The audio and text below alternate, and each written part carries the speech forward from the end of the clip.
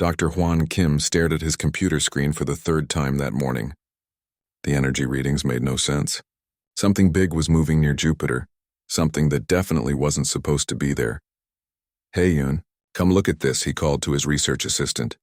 Dr. Yoon Park walked over to his desk, coffee in hand. "What am I looking at?" she asked, squinting at the data. "Energy signatures. Massive ones. They appeared 3 days ago near Jupiter's orbit, but they're not from any known source." Yoon took a sip of her coffee. "Solar flare, maybe?" "That's what I thought. But look at this pattern." Juan pointed to the screen. "It's too organized. Too artificial." 200 kilometers away, Captain Na Park sat in the Seoul Space Defense Command Center. Her job was usually boring, watching for space debris, tracking satellites, making sure nothing dangerous came too close to Earth. Today was different. "Captain, we just lost contact with Station 7, reported Lieutenant Jin Seo. "Technical problems?" Na asked, unknown. "Station 6 went dark an hour ago, too." Na frowned. 2 monitoring stations failing in one day was unusual. "What about Station 5? Jin checked his console. "Still online, but—" "Captain, you need to see this." The main screen lit up with an image from their outermost monitoring station. Dark shapes moved against the stars, too large and too organized to be asteroids. "Are those ships?" Na whispered. Before Jin could answer, all their communication systems activated at once. A voice filled the command center, speaking perfect Korean but with a strange accent. "People of Earth, we are the Caliph Empire. Your planet has been chosen for integration into our domain. You have 48 hours to surrender your military forces and government leaders. Resistance will result in your destruction." This message will not be repeated. The transmission ended. The command center fell silent. "Did they just—" Jin started. "Yes," Na said. "They just told us to surrender." She picked up her phone. "Get me the president's office, now."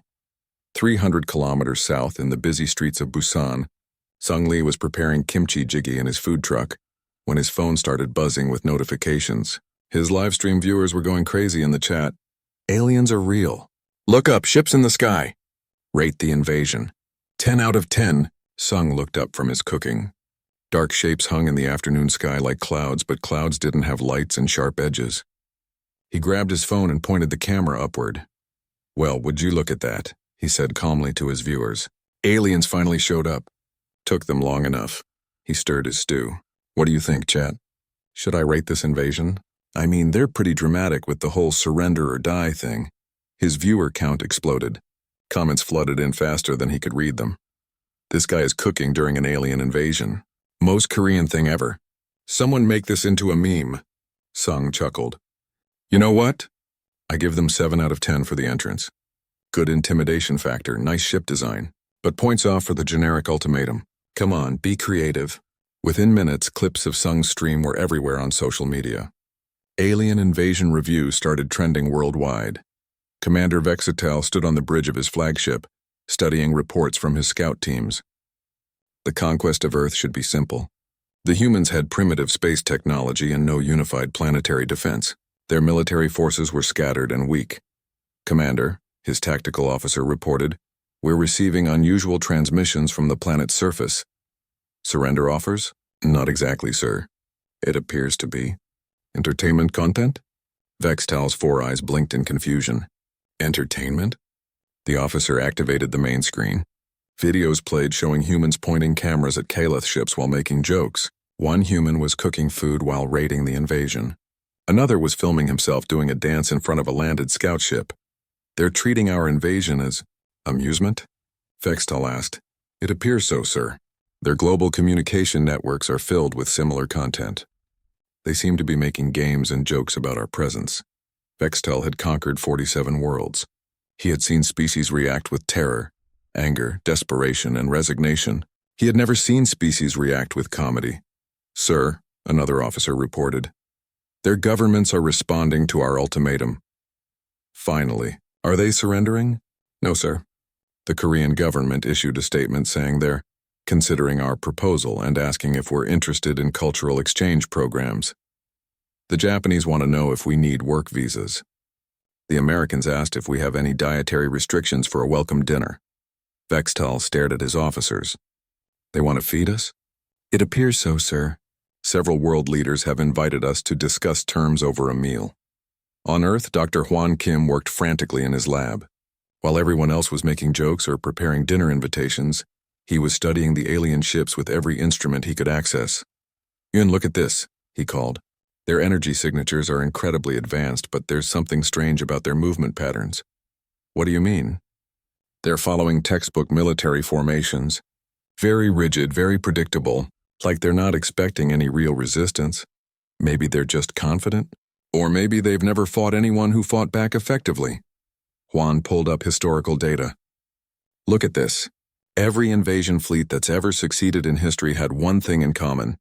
They adapted to unexpected resistance. These aliens aren't even trying to adapt. They're just following the same pattern they probably use everywhere. So maybe they're not as unbeatable as they think." Captain Na Park received the strangest military briefing of her career. While the alien ships continued to hover in Earth's atmosphere, humans worldwide were having the most surreal first contact in history. "Ma'am," Jin reported. "The aliens seem confused by our response. Their ships haven't fired on anyone, and they keep broadcasting the same surrender demand. What are our orders?" "The UN Security Council is meeting, but preliminary instructions are to maintain defensive posture while exploring diplomatic options." "Which means?" "Don't shoot first, but be ready for anything." Na looked at the screens showing alien ships. "Jin, what do you make of this? 48 hours to surrender, but they're not attacking. They're just waiting. Maybe they always give ultimatums first. Or maybe they expect everyone to surrender immediately." Na thought about the videos she'd seen online. What if they've never encountered a species that didn't react the way they expected? As night fell over Seoul, the alien ships remained in position, their lights blinking against the stars. On the streets below, food trucks served customers who pointed and took photos. News crews broadcast live reports. Social media buzzed with invasion memes and cooking tutorials. Sung Lee finished his last order of the day and looked up at the ships. "Well, chat," he said to his phone camera. "Day 1 of the alien invasion is over. The aliens are still here. I'm still cooking, and nobody's blown up yet. I'd call that a successful first contact." Commander Vextal reviewed the day's reports. No human government had surrendered. No military forces had been presented for capture. Instead, the planet seemed to be treating the Kaleth Empire like an interesting tourist attraction. "Sir," his communications officer reported, "we're receiving thousands of messages from humans. Most appear to be invitation requests. Invitations to what? Dinner parties, cultural festivals, cooking shows, and something called podcast interviews." Vextal rubbed his forehead with one clawed hand. 47 worlds conquered, and not one had ever invited him to dinner. This was not going according to protocol. The Kaleth Empire decided to stop waiting. Commander Vextal gave the order at exactly 48 hours after their first ultimatum. Plasma cannons fired from orbit, striking military bases in 12 countries simultaneously. The beams cut through concrete and steel like butter. Tank armor melted. Fighter jets exploded before they could take off. "Target elimination successful," reported his weapons officer. "Human military installations are destroyed." "Excellent. Now they'll surrender." But the humans did something unexpected again. Instead of panic or surrender, their communication networks exploded with activity. "Did you see that? Alien weapons are insane. Someone get this on camera." Within an hour, humans were posting slow-motion videos of the plasma strikes, analyzing the beam composition, and creating computer models of the alien weapons. A teenager in Tokyo used the plasma crater measurements to calculate the energy output and posted the math on social media. Jin Cho sat in his basement office, staring at multiple screens. He had designed combat systems for video games before becoming a military contractor.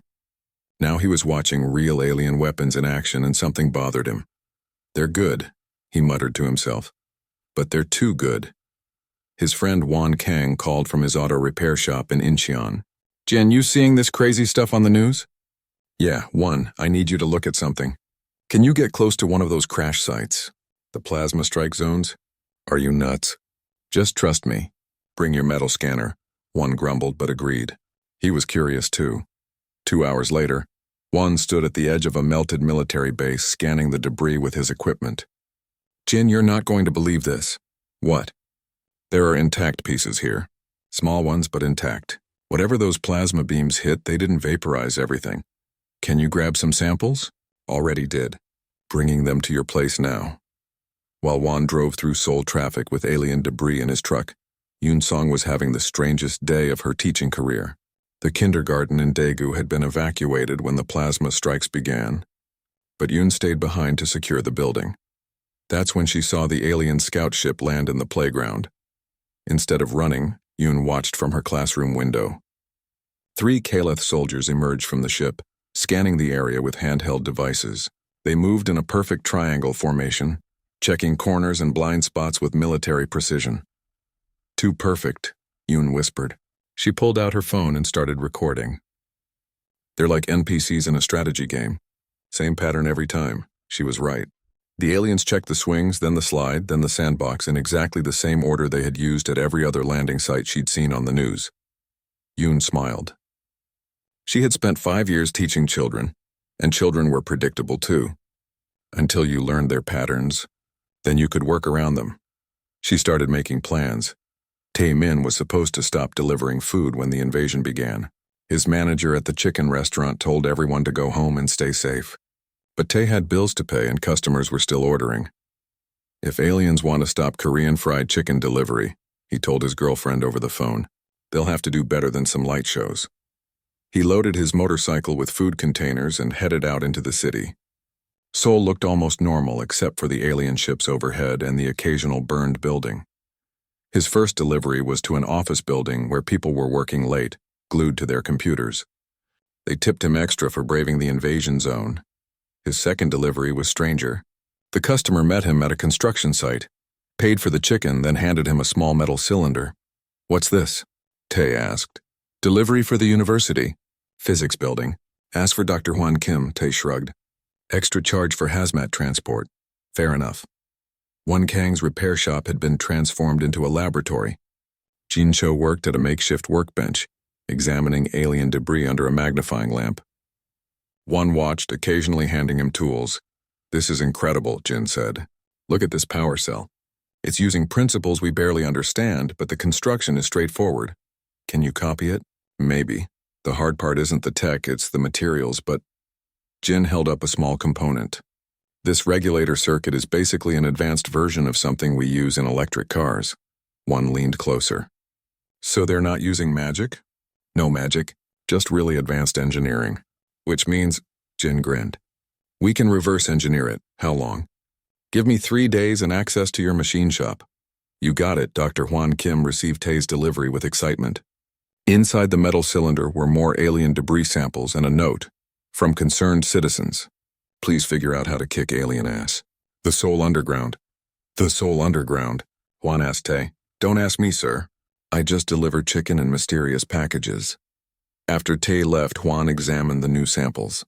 His computer analysis confirmed Jin's findings. The alien technology was advanced but not incomprehensible. More importantly, it had weaknesses. "Yoon," he called to his assistant, "start calling every material scientist in the country. We're having an emergency conference. Why, what should I tell them? Tell them we're going to learn how to build better alien weapons than the aliens." Commander Vextal studied the daily reports with growing confusion. Human military forces had been eliminated as planned, but the humans weren't surrendering. Instead, they were doing something no conquered species had ever done before. They were studying the attacks. "Sir," his intelligence officer reported, "human communication networks show coordinated information sharing about our weapons and tactics." "Coordinated by who?" "That's the strange part, sir. No central authority. Individuals are sharing data independently, but the result is coordinated analysis across their entire planet. Impossible. No species can coordinate without leadership. The humans appear to be doing exactly that, sir." Bextel activated the tactical display. Red dots showed Kaleth positions. Blue dots showed human population centers. The blue dots should have been showing surrender signals by now. "What are they planning?" "Unknown, sir. But their behavior patterns don't match any species in our conquest database. All conquered species panic, fight desperately, or surrender quickly.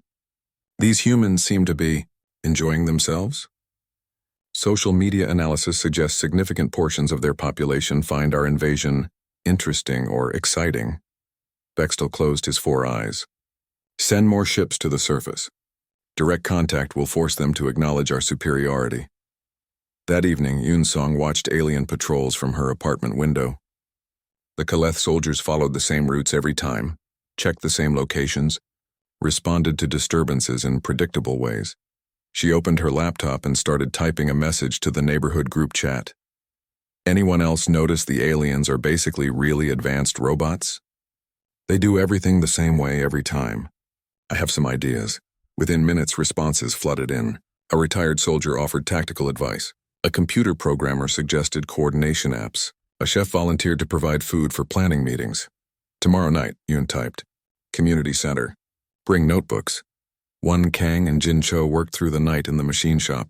By dawn, they had produced 3 prototype devices based on alien power cell designs. Testing time, Jin said, connecting the first device to Won's electric welder. The welder hummed with power far beyond its normal capacity. The energy output was incredible. Holy shit, Won whispered. We actually did it. Now imagine what we could do with a weak and better equipment. Jin uploaded his schematics to an encrypted file-sharing network that had appeared overnight, organized by humans worldwide for sharing anti-alien research. Within hours, machinists in 30 countries were building copies of Jin's design. Taemin finished his deliveries for the day and checked his phone. The delivery app had a new feature, resistance supply runs. Customers could request delivery of special packages along with their food orders. Weird, Tae said, but the tips are amazing. He accepted 3 resistance runs for tomorrow's route. Dr. Hwan Kim presented his findings to the Emergency Conference of Scientists. Researchers joined from around the world via video call. The aliens use powerful technology, he explained, but it's specialized for overwhelming primitive resistance. They're not prepared for opponents who adapt quickly. What's our advantage? Asked a physicist from Germany. They think in terms of military conquest. We think in terms of problem solving. They follow protocols. We improvise. So what's the plan? Juan smiled. We out-innovate them. Commander Vextel received the evening report with disbelief. Instead of surrendering, humans had increased their coordination activities. Their communication network showed rapid technology sharing and collaborative research. Sir, his tactical officer warned, recommend immediate planet sterilization. These humans exhibit dangerous adaptive behavior. Vextel considered the option. 47 worlds conquered. And this was the first time his officers had recommended destroying a planet rather than conquering it. Not yet. Send word to the High Command. Request reinforcements and tactical analysis specialists. Sir? These humans are unique. The Empire needs to understand them before we destroy them. And if they become too dangerous... Vextal looked at the tactical display. The blue dots representing human settlements glowed steadily, showing no signs of surrender or collapse. Then we learn what happens. The Kaleth made their biggest mistake on a Tuesday morning. They captured Ho Lim. Ho was streaming from Hongdae when the alien patrol found him. He had been documenting the invasion for 3 weeks, building an audience of millions who watched him explore abandoned areas and interview other survivors. Chat. I think I'm in trouble, Ho said calmly into his phone as Kaleth soldiers surrounded him. Aliens incoming. If I disappear, remember to like and subscribe. The stream cut to black. Within an hour, Save Ho was trending globally. Young Han heard about Ho's capture while feeding chickens on his farm outside Daegu. The retired soldier put down his grain bucket and picked up his phone. He hadn't used military tactics in 20 years, but some things you never forget.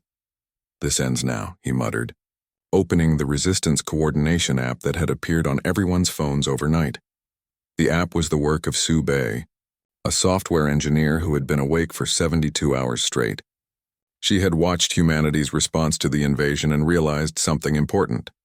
Humans didn't need leaders to coordinate. They just needed the right tools.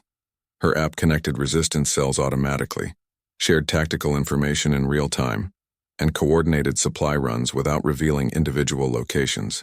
Military experts worldwide had contributed to its design, but no single government controlled it. When Young Han posted, Operation Save Ho, the response was immediate. Daegu. Cell ready for action. Seoul University has weapons intel. Busan, delivery network standing by. Incheon Machine Shop has new toys. Young Han smiled. This was going to be interesting. Bin Yu was painting a mural on a wall in Gangnam when the resistance messages started appearing. He had been using graffiti to leave coded information for other resistance members, developing a visual language that confused alien surveillance but was clear to humans. His latest piece showed 3 circles connected by zigzag lines. To aliens, it looked like abstract art. To humans, it meant Kaleth patrol route avoid between 2-4 p.m. When the Bar Save Ho operation began, Bin's art became a battlefield communication system. Spray-painted symbols appeared across Seoul overnight, directing resistance fighters to rally points and supply caches. The aliens noticed the graffiti but couldn't decode it. Their computer systems were designed to crack military communications, not street art. Misu was serving late-night customers from her food truck when Young Han's message reached her. She had been using her truck route to move supplies for resistance cells, hiding weapons and equipment under containers of kimchi and bulgogi. "Time to go mobile," she told her assistant. "We're joining a rescue mission. Ma'am, we're food service, not military. Kid, in this war, everyone's military. We just happen to make really good bibimbap, too." Mi's truck joined a convoy of vehicles heading toward the Kaleth detention facility where Ho was being held. The convoy looked like a food festival parade, but each truck carried resistance fighters and improvised weapons. The Kaleth facility was a converted office building in Gangnam, surrounded by energy barriers and guard patrols. The aliens had chosen it because it was isolated and defensible. They hadn't considered that humans might attack it from every direction at once. Young Han coordinated the assault using Subei's app.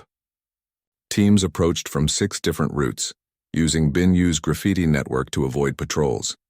One Kang's workshop had provided energy weapons reverse-engineered from alien technology. Team 1, in position, reported a voice from Hongdae. Team 2 ready, confirmed fighters from Itaewon.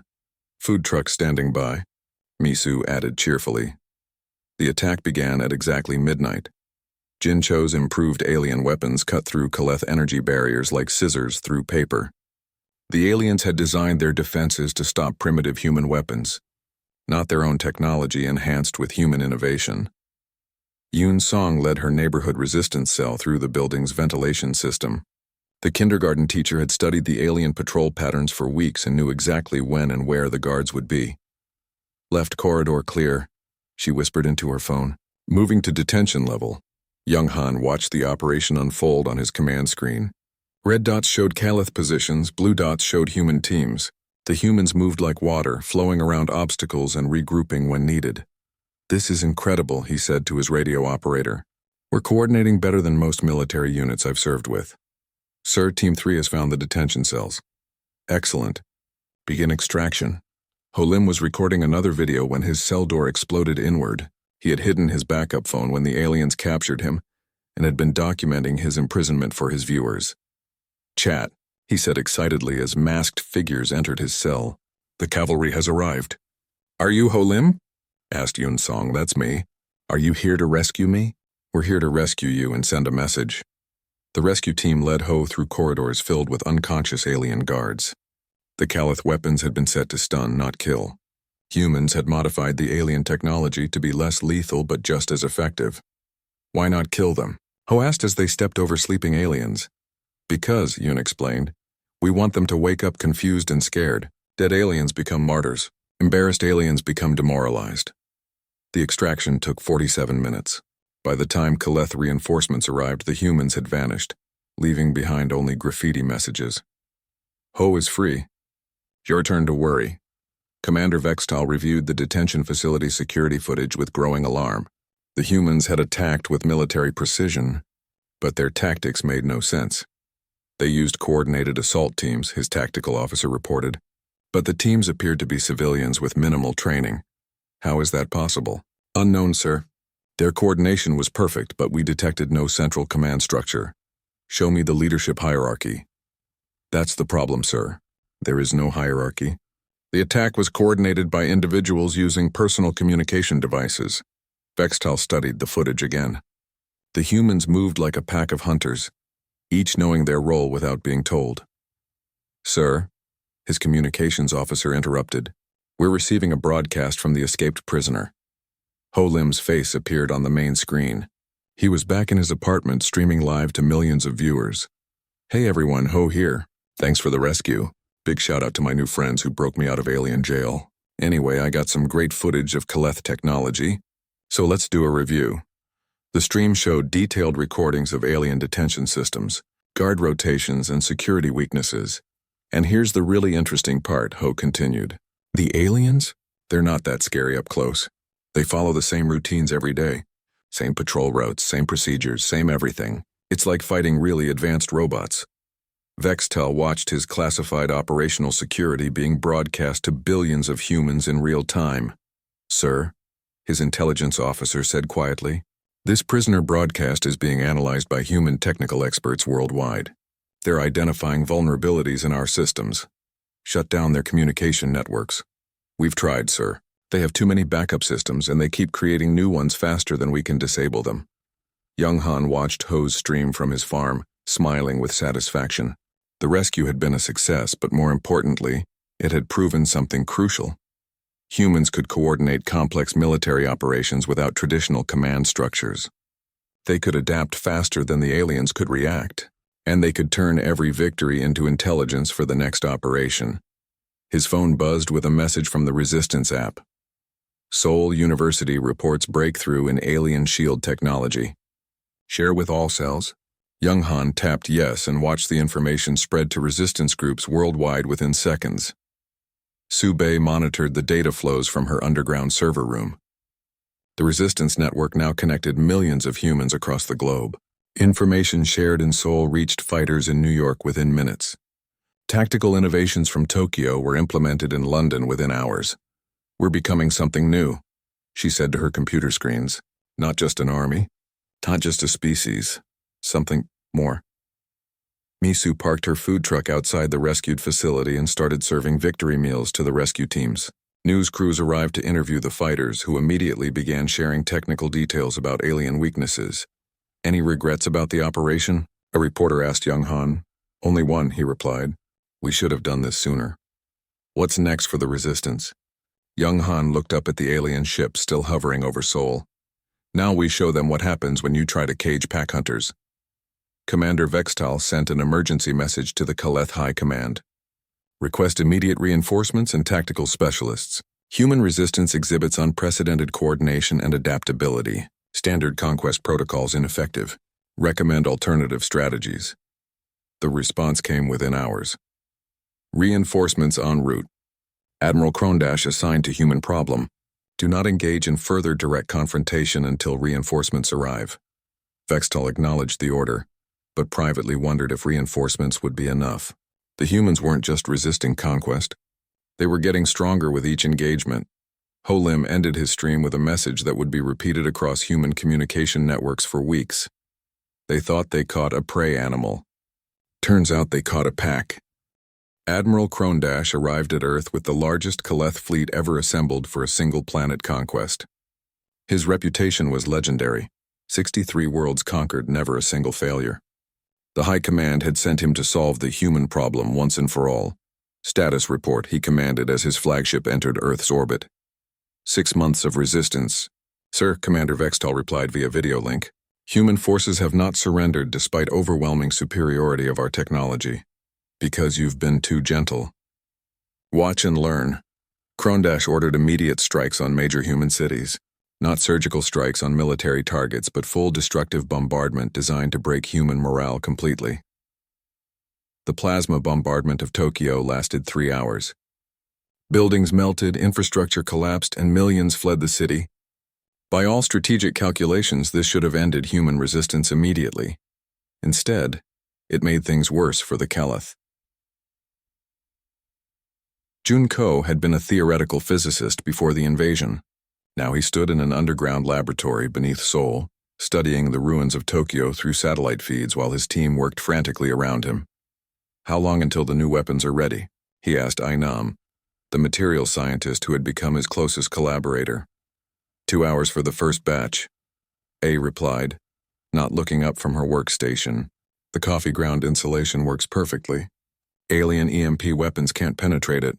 Coffee grounds? Turns out organic carbon structures in specific arrangements block their electromagnetic frequencies. I figured it out during my lunch break. Jun shook his head in amazement. For 6 months, humans had been reverse engineering alien technology at an impossible pace. What took the Kaleth centuries to develop, humans were improving in weeks. Status on the ship modifications? Q has the first squadron ready for testing. QO had been a motorcycle racer before the war. Now he was humanity's best pilot of captured alien vessels. He had learned to fly Kaleth ships by treating the controls like an extremely complex racing game. The new upgrades are incredible, Q reported over radio from the hidden airfield. We've improved their maneuverability by 30% and doubled their weapons range. How? Jun asked. Your improved power cores, AE's better shielding, and some modifications I borrowed from motorcycle suspension systems. These aliens design everything so rigidly. A little creativity goes a long way. Sun Cha had been in high school when the aliens arrived. Now she was part of Jun's research team, having calculated optimal attack vectors for the upcoming operation during her study breaks. Dr. Jun, she called from her computer terminal, I've finished the trajectory analysis for the strike on the alien fleet. Show me. Sun's calculations filled the main screen. Mathematical formulas showing precisely where, when, and how to attack the Kaleth fleet for maximum damage. We can capture or destroy 80% of their ships if we coordinate the attack properly, she explained. The key is hitting them simultaneously from 17 different vectors. 17 different directions? Yes, sir. Their defensive protocols can handle attacks from up to 12 vectors, but beyond that, their systems get confused and start conflicting with each other. Jun stared at the teenager's work. How did you figure that out? I analyzed their response patterns from all previous engagements and found the mathematical breaking point. It's like solving a really complex puzzle. Admiral Krondash reviewed the fleet positions from his command chair. 147 Kaleth warships now surrounded Earth.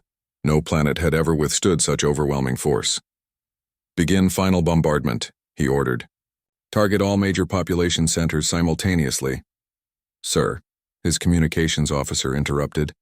We're detecting unusual energy signatures from the planet's surface. Human weapons attempting to reach orbit? Unknown, sir. The signatures don't match any known human technology. Before Krondash could respond, his tactical display erupted in warning lights. Ships were appearing everywhere, emerging from the planet's surface and from behind its moon. How many? He demanded. 73 vessels, sir. They appear to be... Our ships? Impossible. We haven't lost 73 ships, sir. They are our ships, but they've been modified. The human fleet moved like nothing Krondash had ever seen. Each ship flew independently, but they moved together like a school of fish or a flock of birds. No formation patterns, no rigid hierarchy, just fluid coordination that seemed almost organic. Fleet combat positions, Krondash ordered. Sir, the human vessels are attacking from 17 different vectors simultaneously. 17? That's tactically impossible, but the humans did it anyway. QO led the primary assault squadron, weaving between Kaleth ships with impossible agility. His modified vessel danced through enemy formations, weapons blazing with improved alien technology. This is Squadron 1, he reported cheerfully, having a great time up here. These aliens really need to learn how to have fun with their flying. Squadron 2 in position, reported another voice. It was Misu, who had somehow transitioned from food truck operator to starship commander. Ready to serve up some justice with a side of vengeance. The battle became a nightmare for the Kaleth. Every tactical manual, every strategic protocol, every piece of military wisdom they possessed became useless against human tactics. When Kaleth ships moved to engage one human vessel, 3 others would appear from unexpected angles. When they tried to form defensive formations, the humans would scatter and regroup elsewhere. When they attempted to coordinate fleet-wide responses, the humans adapted faster than the aliens could communicate. Admiral, his tactical officer reported with growing panic. We're losing ships faster than we can track them. How? The humans are using our own weapons against us, but they've somehow made them more effective than our original designs. It was true. Human engineers had taken Kaleth technology and improved it through methods the aliens couldn't understand.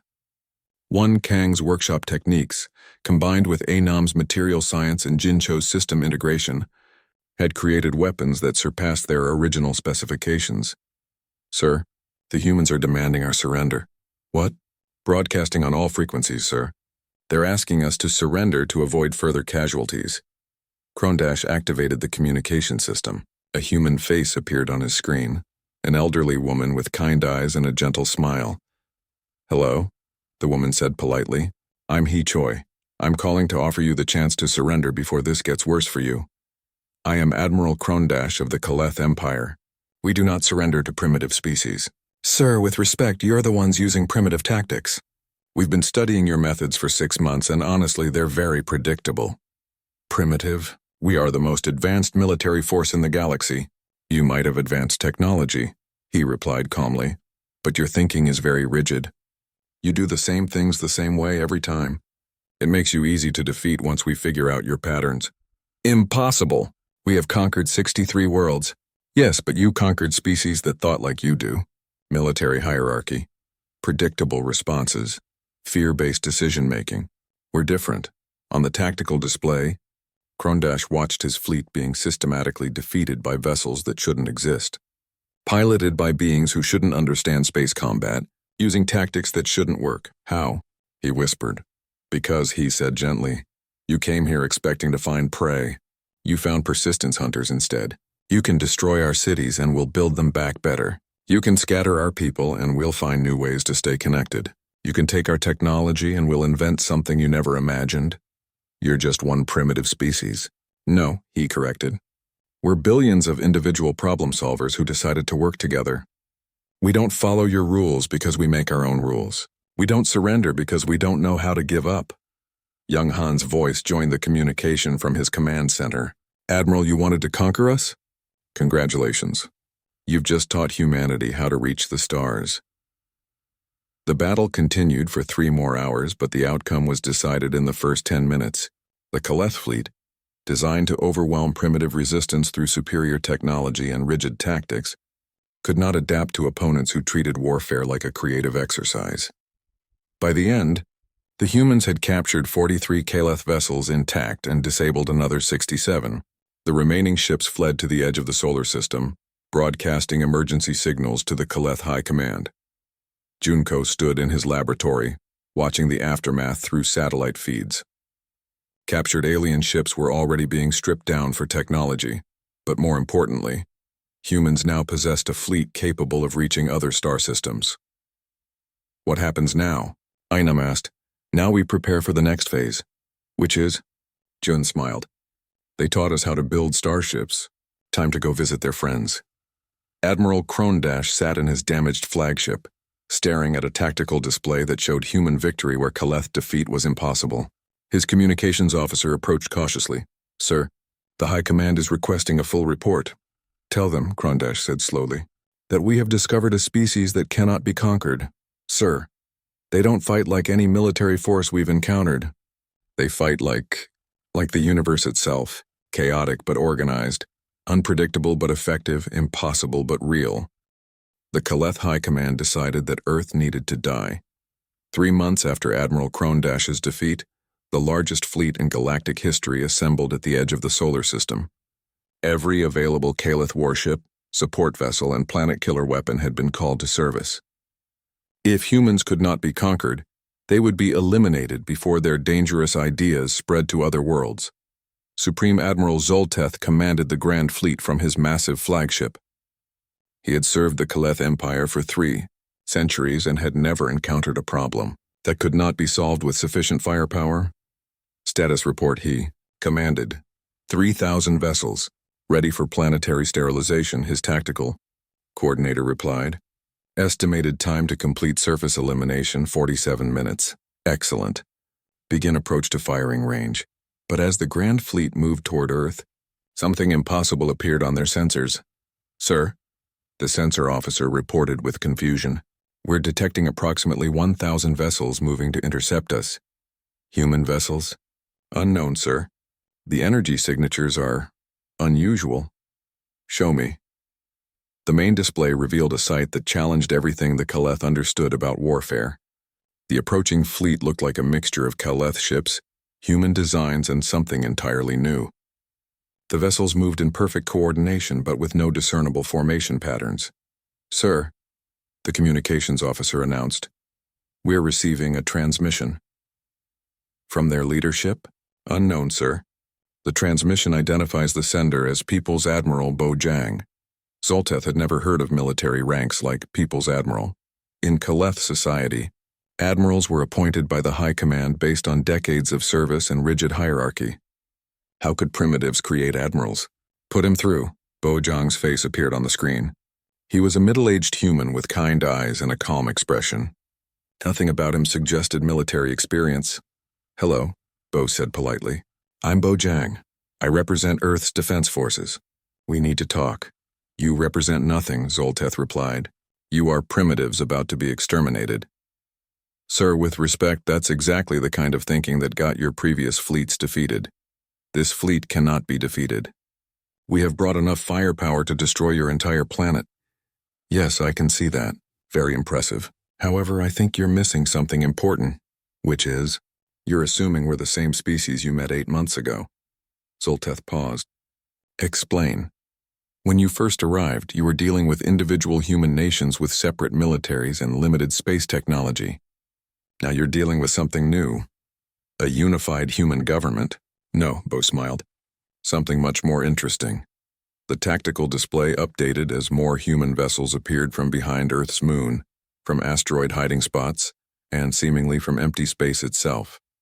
Each ship was different, showing design elements from dozens of different technological traditions. How many ships do you have? Zolteth demanded. That's the wrong question, Bo replied. The right question is, how many minds are working together? What? Every ship in our fleet represents hundreds of people who collaborated on its design and construction.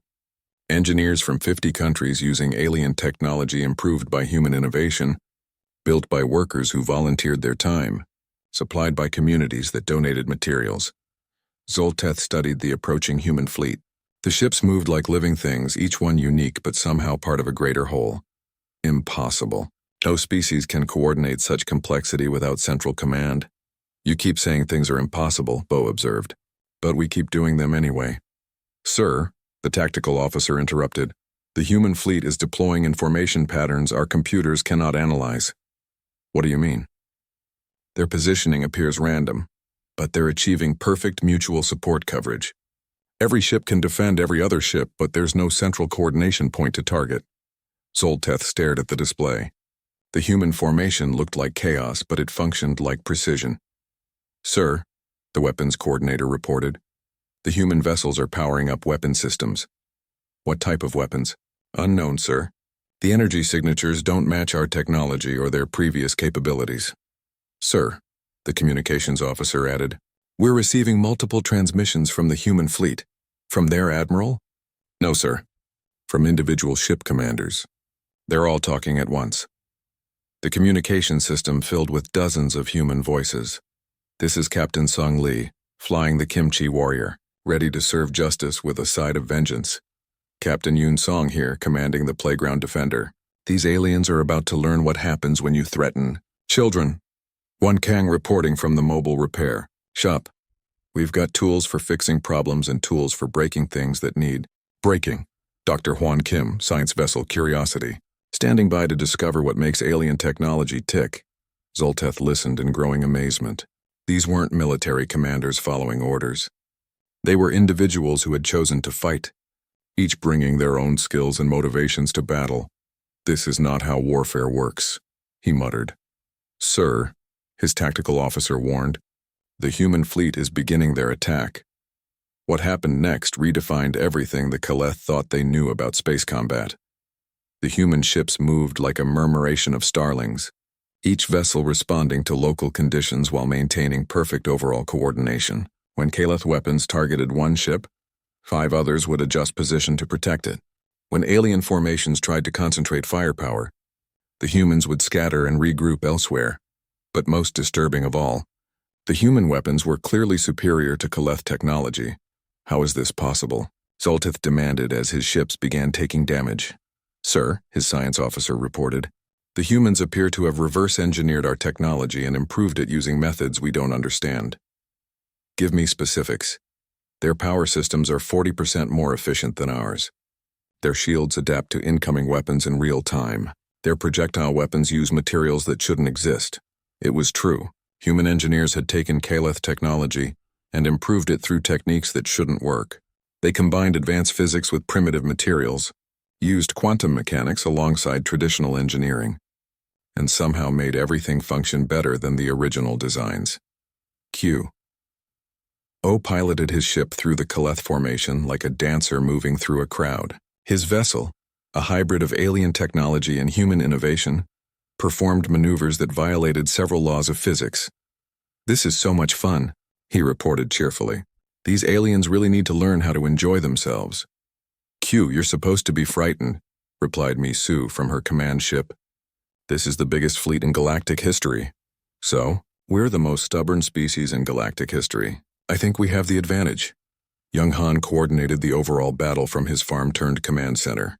The retired soldier watched thousands of individual human commanders make tactical decisions independently, while somehow maintaining perfect strategic coordination. "How are we doing this?" asked his aide.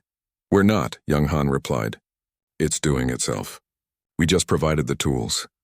Supreme Admiral Zolteth watched his grand fleet being systematically defeated by impossible opponents, using impossible tactics. His 3,000-ship armada was losing to a smaller force that shouldn't exist. "Sir," his communications officer announced, "the humans are requesting our surrender." "Again?" "The same spokesperson as before, sir. The one called He Choi." He's face appeared on the screen. She looked exactly the same as months ago. A kind grandmother with gentle eyes and infinite patience. "Hello again," she said warmly. "I wanted to offer you another chance to surrender before this gets worse." "Worse?" "This is impossible. We brought the largest fleet in galactic history." "Yes, but you're still thinking like an empire. Hierarchy, overwhelming force, intimidation. We're thinking like a community. Cooperation, shared innovation, mutual support. You cannot defeat the Kaleth Empire." "Sir, we're not trying to defeat an empire. We're just defending our home. But since you keep forcing us to fight you, we keep getting better at it." "This ends now." Zolteth activated his ultimate weapon. "Prepare the planet killer charges." "Sir," he said calmly, "I wouldn't do that if I were you." "Why?" "Because while you've been trying to destroy Earth, we've been building ships. And those ships aren't all here." "What do you mean?" "We mean," said Bojang, joining the transmission, "that you taught us how to reach the stars. Right now, human vessels are visiting every Kaleth colony world, sharing our story and our technology with the species you've conquered." Zolteth's tactical display erupted with emergency signals from across the Kaleth Empire. Rebellions were breaking out on dozens of worlds. Conquered species were using human-improved technology to overthrow their Kaleth oppressors. "How?" he whispered. "Because," he explained gently, "you can't conquer an idea. And the idea that ordinary people can work together to overcome any challenge? That's very contagious." "Sir," the tactical coordinator reported quietly, "we're receiving surrender requests from 17 of our own ships." "What?" "Kaleth crews are requesting to join the human fleet, sir. They say they want to learn how to fight for something instead of against something." Zolteth stared at his displays. Everything the Kaleth Empire had built over centuries was collapsing.